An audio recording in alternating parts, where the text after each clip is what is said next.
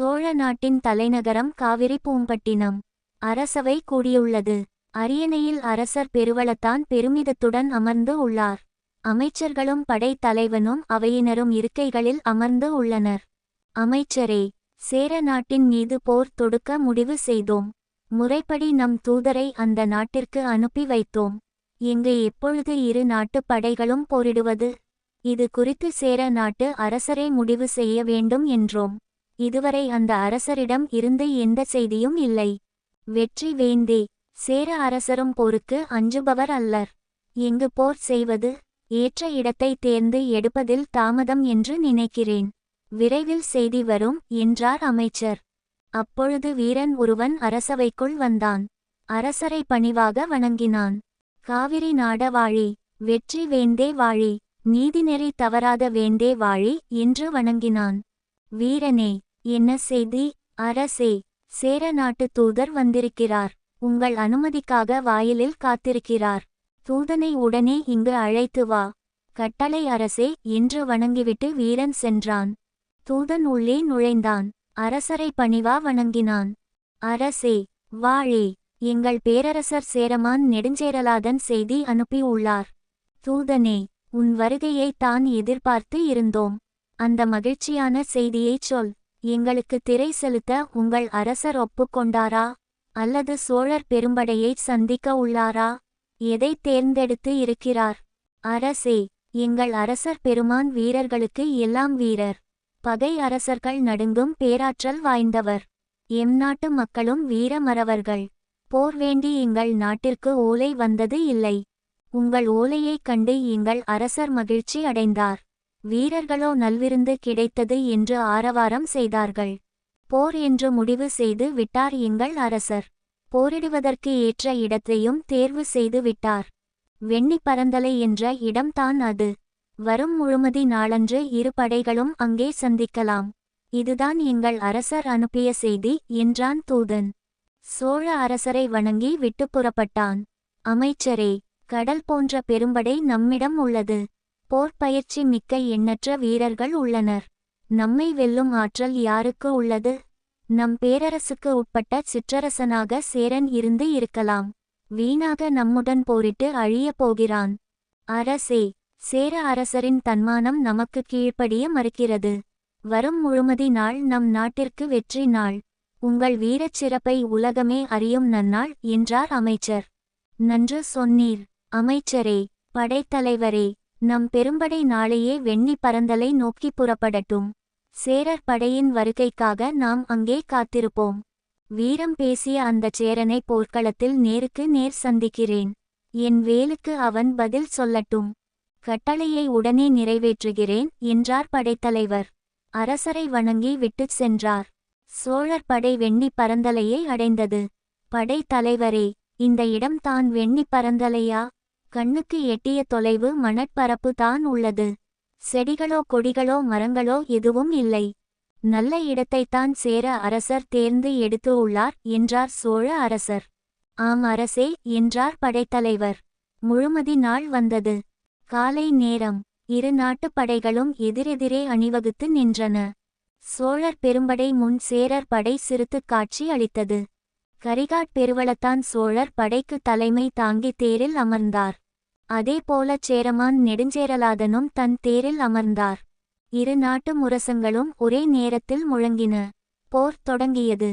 வீரர்கள் வீர முழக்கம் செய்தனர். ஒருவரோடு ஒருவர் கடுமையாக போரிட்டனர். யானைகளின் பிளிரல் ஒரு பக்கம் கேட்டது. குதிரைகளின் கனைப்பொலி இன்னொரு பக்கம் கேட்டது. வாளோடு வாள் மோதும் ஓசை பல இடங்களில் கேட்டது. எங்கும் ஆரவாரம் இருந்தது. கரிகாட் பெருவளத்தானும் நெடுஞ்சேரலாதனும் போர்க்களத்தில் நேருக்கு நேர் சந்தித்தனர். சினத்தால் இருவர் கண்களும் தீ உமிழ்ந்தன.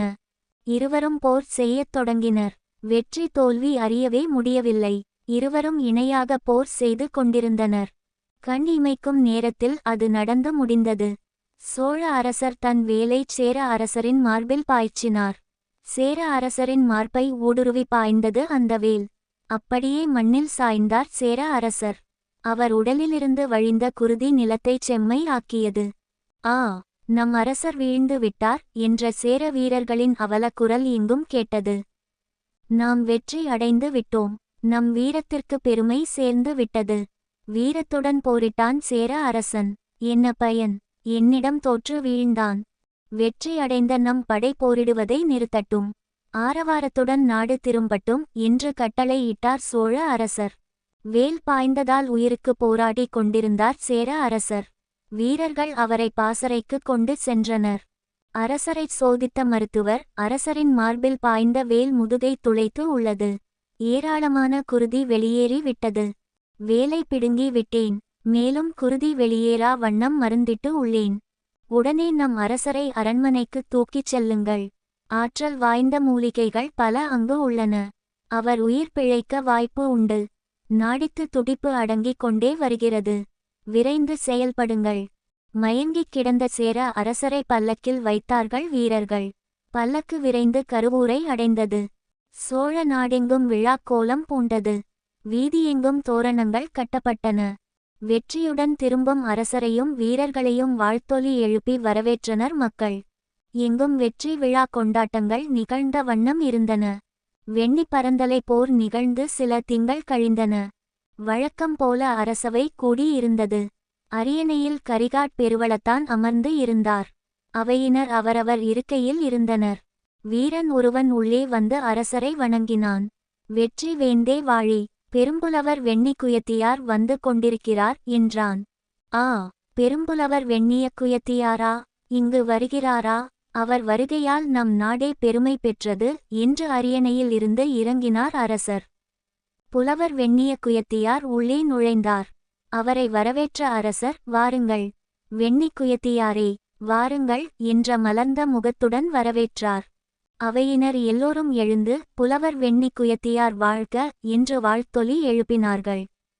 உயர்ந்த இருக்கை ஒன்றை காட்டிய அரசர், புலவரே, இதில் அமருங்கள் என்று வேண்டினார்.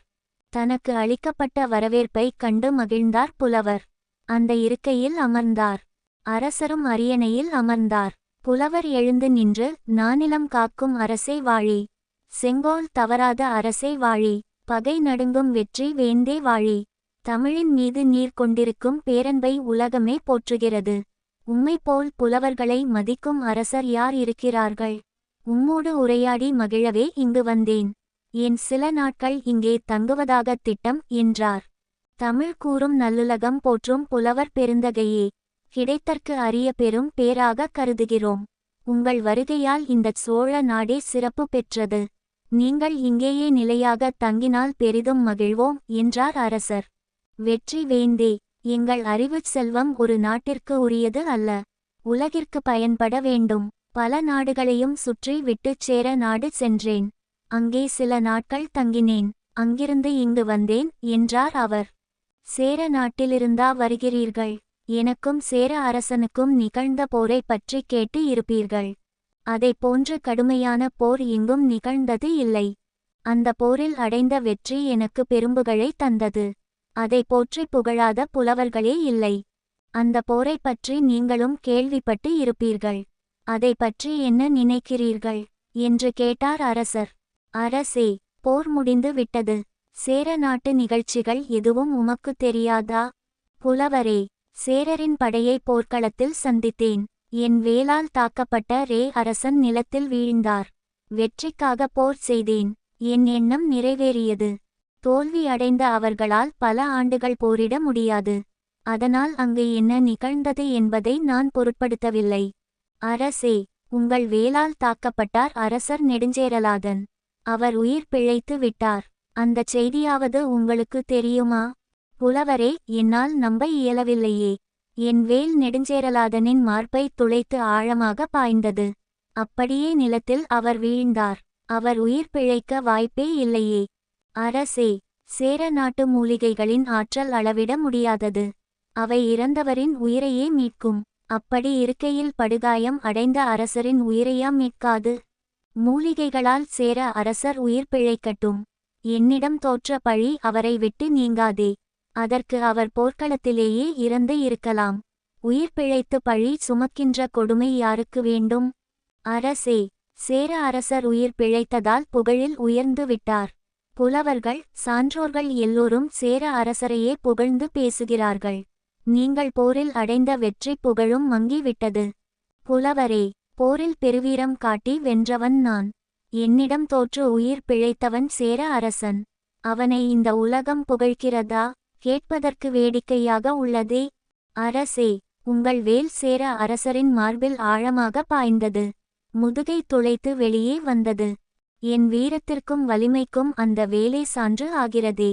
அரசே, உங்கள் வேலால் நிலத்தில் வீழ்ந்தார் சேர அரசர். வீரர்கள் அவரை கருவூருக்கு எடுத்துச் சென்றார்கள்.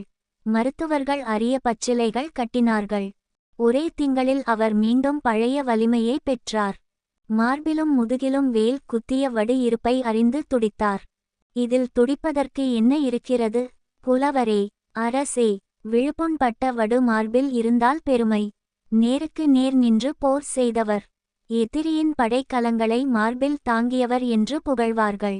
முதுகில் வடு இருந்தால் புறமுதுகு காட்டி ஓடி வந்தது ஆகாதா? அது வீரர்களுக்கு மாறா பழி தரும் செயல் அல்லவா? ஆம் புலவரே, புறமுதுகிட்டு ஓடுவது மிக இழிவான செயல். அப்படிப்பட்டவனை ஈன்ற தாய் வேண்டாள், மனைவி விரும்பாள், உற்றாரும் மற்றோரும் வெறுப்பார்கள். இதில் சேர அரசர் துடிப்பதற்கு என்ன இருக்கிறது? என் வேலை அவர் மார்பில் தாங்கியதை எல்லோரும் அறிவார்களே. அதே வடுதானே முதுகில் உள்ளது. அரசே, சேர அரசர் மானம் மிக்கவர். முதுகில் வடு உள்ளது.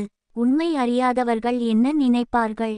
புறமுதுகு காட்டியதால் ஏற்பட்ட வடு என்று தானே நினைப்பார்கள். என்ன செய்வது என்று கலங்கினார். அந்த பழி நீங்க வடக்கிருந்து உயிர் துறக்கும் முடிவிற்கு வந்தார். என்ன செய்யாத பழிக்காக வடக்கிருக்க நினைத்தாரா? இதை புலவர்களும் சான்றோர்களும் தடுக்கவில்லையா? அரசே, சேர அரசரின் செயலை எல்லோரும் தடுக்க முயற்சி செய்தார்கள். ஆனால் அவரோ எம் சேரர் குடி மானம் மிக்க குடி. என் முன்னோன் ஒருவன் பகைவரால் சிறையிடப்பட்டான். காலந்தாழ்த்து வந்த நீரை பருகாமல் உயிரை விட்டான். அப்படிப்பட்ட உயர்ந்த மரபில் வந்தவன் நான். என்னை புறப்புண் கண்டவன் என்றால் குடிக்கே இழுக்கு நேருமே. என் முடிவில் எந்த மாற்றமும் இல்லை. நான் வடக்கிருந்து உயிரை துறப்பது உறுதி என்றார். பிறகு என்ன நடந்தது புலவரே? வேறு வழி அவர்களுக்கு தெரியவில்லை. அரசர் வடக்கிருப்பதற்கு உரிய இடத்தை தேர்ந்து எடுத்தார்கள். அங்கேயே வடக்கிருந்து உயிர் துறந்தார் அவர். ஆ, என்ன சேர அரசரின் மானச் சிறப்பு! செயற்கருஞ் செயலை அல்லவா அவர் செய்துவிட்டார். செய்யாத பழிக்காக இதுவரை யார் உயிரை துறந்து இருக்கிறார்கள்? அவர் புகழ் என்றும் நிலைத்து நிற்கும். அரசே, போரில் பெருவீரம் காட்டி வெற்றி பெற்றவர் நீங்கள். உங்களிடம் தோற்ற சேர அரசரோ புறப்புண்ணுக்கு நாணினார். வடக்கிருந்து உயிர் துறந்தார். உங்கள் புகழை விட அவர் புகழையே சிறப்பித்து பாடுகிறார்கள் புலவர்கள். புலவரே, என் வீரத்தினும் சேர அரசரின் மானம் உயர்ந்து நிற்கிறது. வென்ற நான் தோற்றவனாகி விட்டேன். தோற்றும் அவர் புகழில் என்னை வென்று விட்டார். வாழ்க அவர் புகழ் என்று உணர்ச்சி பொங்கச் சொன்னார் கரிகாட் பெருவளத்தான். 1. நனீரு முன்னீர் நாவா யோட்டி வழிதொழிலாண்ட உறவோன் மருக களியியல் யானை கரிகால் வளவ செனரமர் கடந்தனின் நாற்றற் றோன்ற வென்றோய் நின்னினு நல்ல நன்றே கலிகோள் யானர்